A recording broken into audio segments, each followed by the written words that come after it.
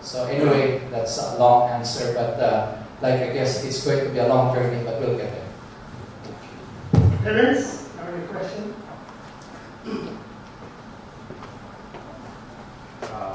Good morning. Terence Lau, I'm an associate professor in the Management and Marketing Department at the University of Dayton. And I'd like to add my, how impressed I am with the work that you do. I have a couple of questions. The first one is, if you don't mind, an implementation question about the work that you did in the piñatas. And that is, can you give us an idea of how much it costs to build a house, or how much it costs to build a school? And once you've built homes for the families, how do the families afford to pay the electric bill or the plumbing bill, or for ongoing maintenance? And if you have a piñata with 1,000 families and you build 200 homes, how do you pick who gets a house and who doesn't? And my second question is a larger question. It has to do with my own experience. A few years ago, I brought some students to Cambodia, and after a week there, they befriended a couple of the local kids at the temples who were selling books, and my students all gathered $100 each, which for college students is a lot of your money, and pooled their money and bought 2 motorcycles for these kids. And I went back a year later, and one had been sold, one by a father to pay for alcohol, and the other was still around, but the kid had to sleep with it at night to prevent neighbors from stealing it, because he had become the object of jealousy in his own village. So do you run into those kinds of problems where you decide who gets and who doesn't get? And how do you avoid building a culture of dependency among the folks that you help? I mean, how do you avoid them from simply waiting for the next round of assistance to come in? So those are my 2 questions. Thanks. Sorry. May I answer? Because I was there when we started Payatas. But when we entered Payatas, it was a squatters area. For more than 30 years, people were attracted to squat here. And most of them are not from the city. They're from Samar, Leyte, and the calamity areas and the conflict areas in the country. They are attracted to come here because they could squat and they could also become scavengers. When we entered the place, we had to deal with land syndicates because they didn't own the land, but they were also claiming it and they were renting it. We had to deal with water syndicates because they were also illegal water connections and also electrical syndicates. And these people would kill if you affect their business. So we realized that we could only enter, if we were just a naive NGO, our people could get killed. So we entered together with Ateneo, Kawat Kalinga, the local government, the media. So we went as a team. And so we were able to really work out the land ownership, and the police powers was provided for us by the city. And we chose the beneficiaries who will cooperate with us because they cannot get a house unless they work for it. And so if we can only build the first 30 houses, and there's 100 families, the first 30 houses that provide the highest sweat equity get the houses. Okay? But the moment they see something rise, this is hope that they've never had before. It is unthinkable for a whole family to ever own that kind of house that they receive. And so, again, it was a process. We have one also in Molabe, but it's sponsored by the Ateneo Alumni Association. 192 families. There were 22 recalcitrant families. They even charged us in court and imprisoned some of our early volunteers. But then again, we were able to work it out, and we continue to build. We have, I think, Ateneo Alumni has built over 100 homes. It's going to be a long process, but we will get there. And now we're also working with the local school system. We'll be working also with the city government for the other facilities. Anyway, we have about 80 GK communities in Quezon City. And before, we now have 62,000 families that used to be squatters that now have been given the right to the land.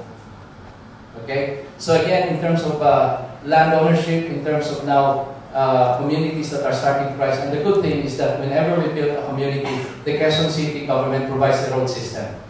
So again, it also encourages, inspires the government to also do their part. And so we now have a resolution from the city. We're exempt from taxes. We're exempt from building And if we set up a business here, we can get a business permit within a day. Normally, it takes more than one month because the delay is also an occasion for people to extort money. So again, it's just creating this ecosystem, this environment that allows us now to provide support not only for the community, but those who want to help the community. If you go to Waseco, it was raised by FAR before to the ground. It was studied by MIT. They actually published a book about the transformation of that place. A lot of very critical comments, but majority of them, they were just amazed at how we were able, a private organization was able to raise 200 million without any money from government to build 1,000 homes. Yes. Just to repeat this question, how much does it cost to build a house? Well, when we started out with the house in 1999, when the first house was only $500 US, because we only used cocoa lumber and hardwood flakes, and it didn't last for 2 years. And because we had no resources, and we tried to also give as much benefit to the community. The important thing is that we start to organize the community, we start to build a road system, put some sense of planning into place. Then after that, we built it with hollow blocks. And then when we went to Bicol, we had to also build typhoon-resistant homes. We're now from just 25,000 pesos, it's now 100,000 pesos. 40 materials. Which is how many dollars? It's about $2,000 US dollars. But then that's not the total cost of the house, because the design is free, and the professional services are free. The labor is sweat equity. No, and then there are a lot of volunteers. No, so because if you look at the UN statistics, to be able to support a family, it's about 600,000 pesos per family. No, now we're helping also the government in terms of the relocation of the informal settlers along the railroad tracks. Before Ateneo came around, the government just provided the land, and the demolished houses, they would just bring their materials and put up shanties, and it would become a slum, and it would bring criminals and so on.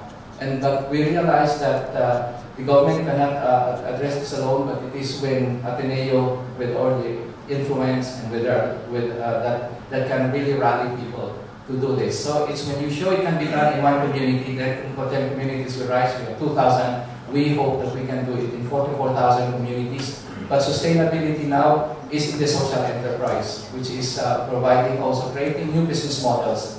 Now, our challenge here, working with DINAC, is how can we now graduate patriots, not just politicians, not just professionals, and not just profiteers. How do we graduate patriots?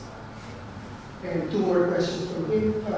How do you choose the beneficiaries? The beneficiaries are the most vulnerable. We work with the social services, and when we enter a calamity area, we choose the most affected. So, for instance, when we go to southern Leyte, we build houses for the survivors of the mudslides. But at the same time, we were able to get resources to build 1,000 homes all in all for those living at the foot of mountains that are about to collapse. So again, we can actually just address the tragedy, or we can actually address, already relocate people before it happens. And so this is our goal with the Kalinga bills, to get now our congressman to pass a bill that will relocate the informal sectors in vulnerable areas, in conflict areas, and build for them viable, sustainable, empowered communities, the way that we're starting to do it in our governing communities. And then the final question, how do you prevent the awardees from selling off their houses? Well, you cannot... Culture of dependency? Well, you cannot prevent it completely. But if you build 1,000 homes and only 1 or 2 will sell, you're okay. And if you are able to reduce crime significantly, and if you motivate people now to start working, this is the thing. If you go to many of our villages, we had this guest from Japan. They went to our village in Taguig. They were wondering why the men were not around. Because they were at work. We didn't bring work to the community. We motivated them to work. Because they now have dignity. They have now aspirations.